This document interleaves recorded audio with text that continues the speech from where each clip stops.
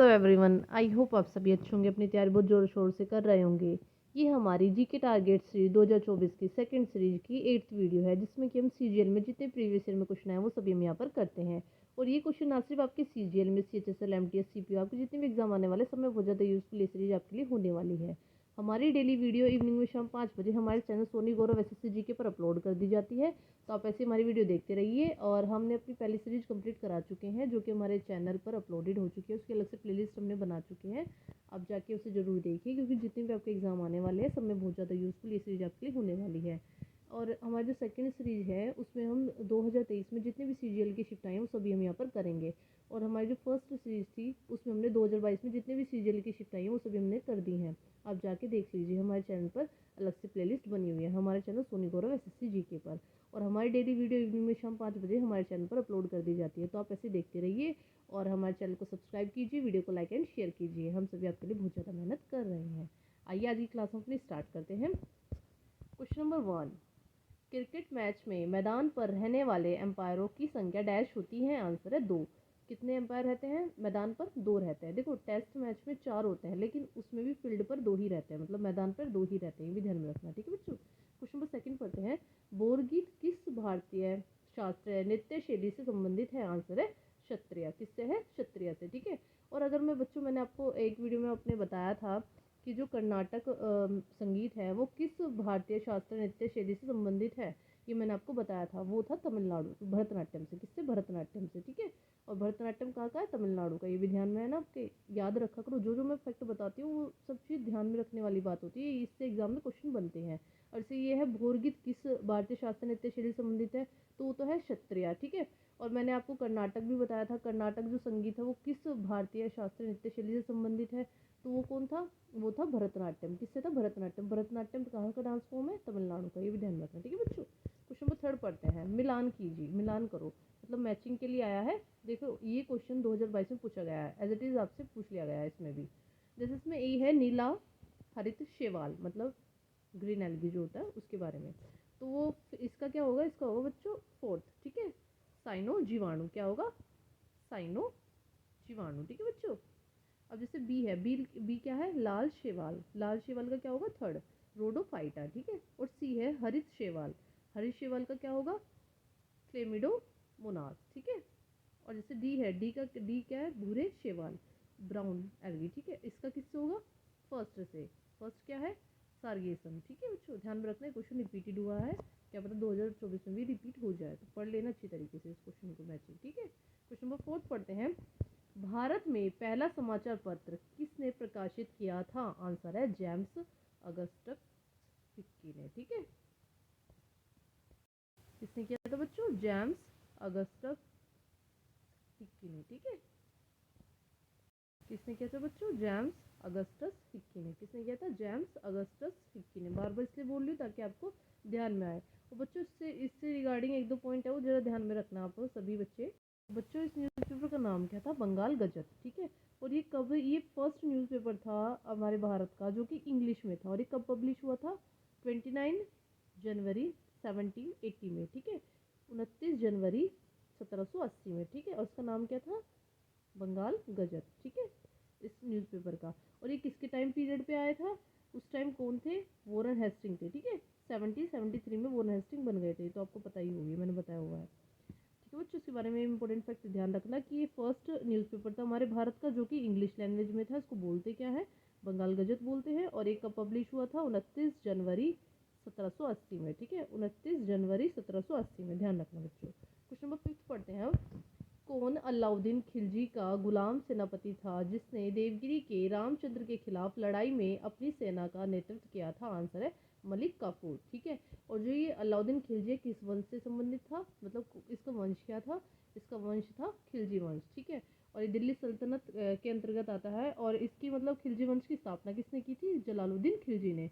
और इनका जो खिलजी वंश है ये कब से कब तक रहा था? 1290 से 1320 तक। 1290 से 1320 तक। ठीक है, ध्यान में रखना बच्चों। क्वेश्चन नंबर 6 पढ़ते हैं। क्या अमाशय से आने वाला अम्लीय भोजन को क्षार्य बनाने में सहायक होता है? आंसर है पित्त रस। ठीक है, बायोजूस जिसे बोलते हैं। क्वेश्चन नंबर 7 पढ़ते हैं। यदि सरकारी राजस्व व्यय राजस्व प्राप्ति से अधिक है तो इसे क्या कहा जाता है? आंसर है राजस्व घाटा। क्या कहा जाता है? राजस्व घाटा। क्वेश्चन नंबर 8, किस हिल स्टेशन में सर्दियों में हिमपात नहीं होता है? आंसर है ऊटी। किस में नहीं होता है बच्चों? ऊटी में। ठीक है, किस में नहीं होता है? ऊटी में। ठीक है, ध्यान रखना। क्वेश्चन नंबर 9, ऊटी कहाँ पर है? तमिलनाडु में, ये भी ध्यान रखना। क्वेश्चन नंबर 9, कौन सा देश 2031 क्रिकेट विश्व कप की मेजबानी करेगा? आंसर है भारत। कौन करेगा? भारत। और 2023 का कहाँ पर हुआ था? भारत में। वो भी भारत में हुआ था, वो तो कोई भूला भी नहीं होगा क्योंकि उसमें भारत हारा था। और मतलब वर्ल्ड कप हुआ था 2023 में, कहाँ पर हुआ था? मतलब फाइनल कहाँ पर हुआ था ये भी मैंने आपको बताया अपनी पिछली सीरीज में। ये अहमदाबाद में हुआ था। अहमदाबाद में जो हमारा स्टेडियम है, नरेंद्र मोदी स्टेडियम, उसमें फाइनल खेला गया था, जो कि ऑस्ट्रेलिया और इंडिया के बीच में था। इंडिया हार गया था और ऑस्ट्रेलिया जीत गया था। ठीक है, 2023 में वर्ल्ड कप हुआ था जो कि भारत में, और 2031 में भी भारत में ही होगा, ध्यान में रखना। क्वेश्चन नंबर 10, भारतीय संविधान की 3 सूचियों के संबंध में केंद्र राज्य संबंध में कौन सा कथन सही है?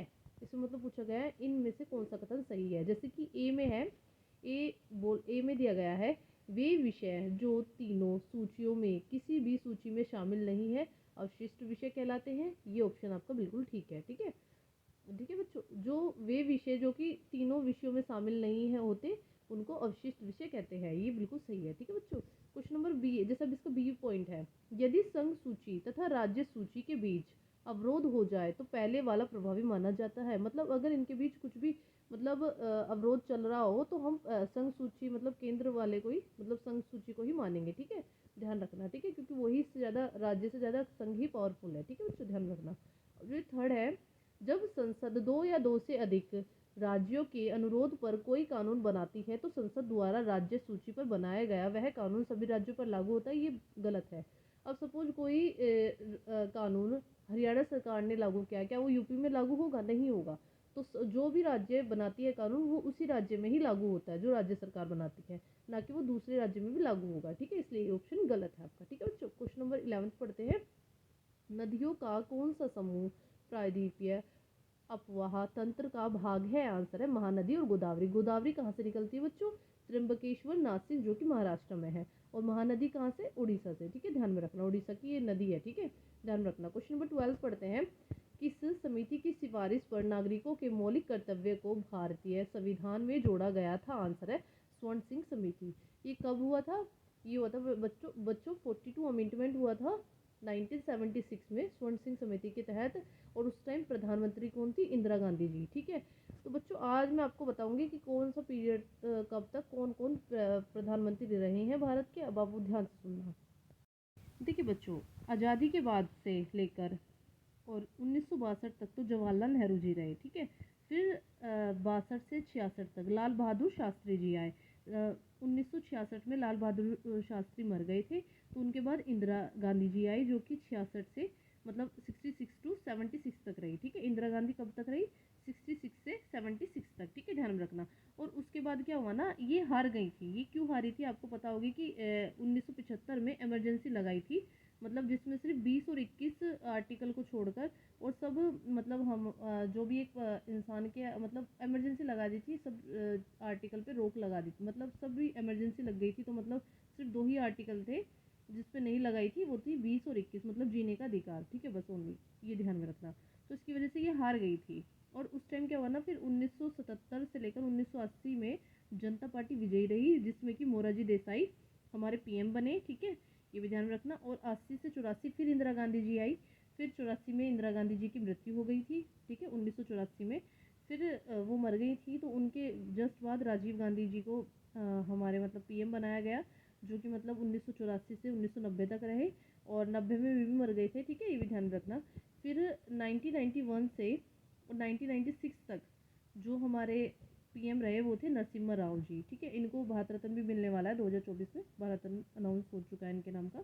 ठीक है, ध्यान में रखना। और ये भी कांग्रेस से ही थी। ठीक है, 91 टू 96। ठीक है, और 98 में एक बार अटल बिहारी वाजपेयी जी बने थे पीएम, वो भी 13 दिन के लिए। ठीक है, लेकिन फिर ये मतलब सरकार पलट गई थी, तो इसलिए वो नहीं बनी नहीं थी। ठीक है, और फिर 1999 से 2004 तक फिर दोबारा अटल बिहारी वाजपेयी जी बने थे हमारे भारत के पीएम, ठीक है, ये भी ध्यान में रखना, ठीक है बच्चों। और आपको तो पता ही होगा 2004 से 2014 तक मनमोहन सिंह, और 2014 से अब तक 2024 तक हमारे हमारे प्रिय मोदी जी ही प्राइम मिनिस्टर हैं। और मोदी जी कौन से नंबर के प्राइम मिनिस्टर है? 15वें नंबर के, ठीक है, ये भी ध्यान में रखना। तो बच्चों कौन से प्राइम मिनिस्टर कब आए हैं और क्यों मतलब कब उनकी डेथ हुई है, मैंने सब आपको बता दिया है, एग्जाम में पूछा जाता है, ठीक है बच्चों। अब नेक्स्ट क्वेश्चन पढ़ते हैं, क्वेश्चन नंबर 13। 2011 की जनगणना के अनुसार भारत में बाल लिंगानुपात कितना है? देखो बच्चों, ये जो आंसर लिखा है 1914, ये ऑप्शन ही सीजीएल में दिया हुआ था, बल्कि ये गलत है, ठीक है। क्योंकि जो चाइल्ड सेक्स रेशियो है ना बच्चों, वो ये था ही नहीं, ठीक है, ध्यान रखना। ये जो चाइल्ड सेक्स रेशियो है वो इतना था ही नहीं। ये जो था ना, इसमें मतलब 6 साल तक के बच्चों को लेते हैं, और ये 1919 था बस, ठीक है।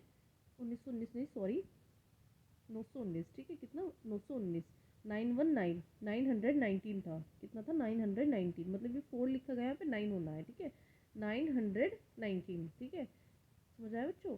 मतलब ये ऑप्शन ही ऐसा दिया हुआ था, लेकिन जो हमारा चाइल्ड सेक्स रेशियो था उस टाइम, मतलब जिसमें हम 6 साल तक के बच्चे लेते हैं, वो सिर्फ 919 ही था, ना कि 914, ठीक है, ध्यान रखना। सबसे हाईएस्ट चाइल्ड सेक्स रेशियो किस स्टेट का था? वो था अरुणाचल प्रदेश, उसका कितना था? 972, कितना था? 972, ठीक है। और जो हरियाणा का था वो सबसे कम था, जो कि था 832, कितना था? 832, ठीक है, ये भी ध्यान रखना, ठीक है बच्चों। और एक दो चीज़ और ध्यान में रखना बच्चों, कि अगर मैं आपसे ये पूछ लूँ कि केंद्र शासित प्रदेश जिसमें मतलब वो यूटी जिसमें सबसे ज़्यादा पॉपुलेशन थी, तो वो दिल्ली था, ठीक है, ये भी ध्यान रखना, ठीक है बच्चों। क्वेश्चन नंबर 14 पढ़ते हैं। हरियाणा सरकार ने अंतर्राष्ट्रीय महिला दिवस 2022 पर महिला उद्यमों को सहायता प्रदान करने के लिए डैश की घोषणा की। आंसर है मातृ शक्ति उद्यमिता योजना, ठीक है बच्चों। क्वेश्चन नंबर 15 पढ़ते हैं। किस दिन के उत्सव के दौरान परमवीर चक्र, अशोक चक्र और वीर चक्र प्रदान किए जाते हैं? आंसर है गणतंत्र दिवस, ठीक है, कब किए जाते हैं? गणतंत्र दिवस पर। और अभी गणतंत्र दिवस पर हमारे गेस्ट कौन आए थे? मैंने आपको बताया, फ्रांस के प्रेसिडेंट है, उनका नाम आप हमें कमेंट में करके बताओगे, ठीक है बच्चों, ध्यान में रखना, ठीक है, बताना हमें। और देखो एक चीज़ और ध्यान में रखना, कि सबसे इन जो ये हमारे ये लिखे गए परमवीर चक्र, अशोक चक्र, वीर चक्र, इन सब में सबसे बड़ा कौन होता है? इन सब में सबसे बड़ा होता है परमवीर चक्र। क्या होता है? कौन सा होता है? परमवीर चक्र। देखो अब तक परमवीर चक्र सिर्फ 21 लोगों को ही मिला है, जिसमें कि 18 लोग मर गए हैं और 3 लोग जिंदा है, ठीक है। अंडमान निकोबार में जितने भी आइलैंड हैं, उनके जो नाम है ना, वो इन्हीं 21 लोगों के नामों पर रखे गए हैं, ठीक है, ध्यान में रखना, ठीक है बच्चों। क्वेश्चन नंबर 16 पढ़ते हैं। अशोक ने अपने पुत्र महेंद्र और पुत्री संघमित्रा के नेतृत्व में धम्म के सिद्धांत को फैलाने के लिए डैश को एक मिशन भेजा। आंसर है लंका, मतलब श्रीलंका में इन्होंने भेजा था, ठीक है बच्चों। और ये मतलब इन्होंने मतलब बौद्ध धर्म अपना लिया था किस युद्ध के बाद? कलिंग वॉर के बाद, ठीक है, ध्यान में रखना। Question number 17। समूह में नीचे जाने पर परमाणु आकार का क्या होता है? आंसर है बढ़ता है। क्या परमाणु आकार क्या होता है बेटा? बढ़ता है। Question number 18। नाना साहेब कानपुर के एक विद्रोही किस पेशवा के पुत्र थे? आंसर है बाजीराव द्वितीय। किसके थे? बाजीराव द्वितीय जी के, ठीक है। Question number 19। संगीतकार शिवमणि किस वाद्य यंत्र से संबंधित है? आंसर है ड्रम। किससे है बच्चों? ड्रम से। Question number 20। शिक्षा मंत्रालय की समग्र शिक्षा योजना के तहत स्कूलों और छात्रावासों का नाम बदलकर डैश के नाम पर रखा गया। आंसर है नेताजी सुभाष चंद्र बोस, ठीक है। और इनकी मतलब बर्थ एनिवर्सरी कब मनाई जाती है? 23 जनवरी को। कब मनाई जाती है? 23 जनवरी को। और रिपब्लिक डे भी जो क्या होता है ना बच्चों, रिपब्लिक डे भी मतलब यहीं से स्टार्ट हो जाता है 23 जनवरी से, और ये लास्ट कब तक होता है? 29 जनवरी तक। और 29 जनवरी जो कि लास्ट होता है, उसको हम बीटिंग रिट्रीट के नाम से उस समारोह के नाम से बनाते हैं, ठीक है, ध्यान में रखना। जो हमारा लास्ट डे होता है, ठीक है, बीटिंग रिट्रीट समारोह होता है उस दिन, ठीक है, ध्यान में रखना, ठीक है बच्चों। Question number 21। गहन कृषि का क्या अर्थ है? आंसर है कृषि के अंतर्गत दी गई भूमि पर अधिक श्रम और पूंजी निवेश का उपयोग, ठीक है बच्चों। क्वेश्चन नंबर 22 पढ़ते हैं। बीएफएसआई का पूर्ण रूप banking, financial services and dash है। यह वित्तीय उत्पादों और सेवाओं की पेशकश करने वाले उद्योगों के लिए एक व्यापक पद है। आंसर है इंश्योरेंस, ठीक है, ध्यान रखना, ये इसकी फुल फॉर्म पूछी गई है, तो आई फॉर इंश्योरेंस, ठीक है बच्चों। क्वेश्चन नंबर 23 पढ़ते हैं। 7 नवंबर 2022 को पीएम नरेंद्र मोदी ने नई दिल्ली में श्री गुरु नानक देव जी के डैश प्रकाश पर्व के समारोह में भाग लिया और प्रार्थना की। आंसर है 553 ठीक है, ध्यान रखना, ठीक है बच्चों। 553, कितने? 553, ठीक है, ध्यान रखना। Question number 24। 2022 में पद्म श्री पुरस्कार से सम्मानित अर्जुन सिंह धुर्वे किस नृत्य शैली के आदिवासी नृतक हैं? आंसर है बेगा। देखो बच्चों, एक चीज़ ध्यान रखना, जो ये बेगा ट्राइब होती है ना, बेगा जनजाति, ये मेनली तो मध्य प्रदेश में पाई जाती है और बाकी यूपी में भी, झारखंड, छत्तीसगढ़, इनमें भी ये बेगा ट्राइब देखी जाती हैं।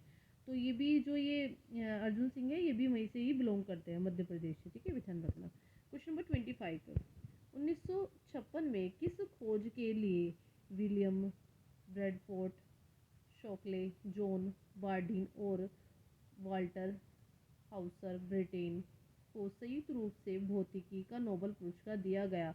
आंसर है ट्रांजिस्टर प्रभाव की खोज। किसकी? ट्रांजिस्टर प्रभाव की खोज।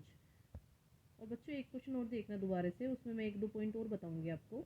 देखो बच्चों, जो ये जो क्वेश्चन था, इसमें जो संघ सूची थी, जो मतलब ये क्या बोलते हैं, कॉन्करेंट लिस्ट बोलते हैं, इसमें मतलब कितने हमारे मतलब कितने सब्जेक्ट हैं? इसमें 52 सब्जेक्ट हैं। ठीक है, ध्यान में रखना।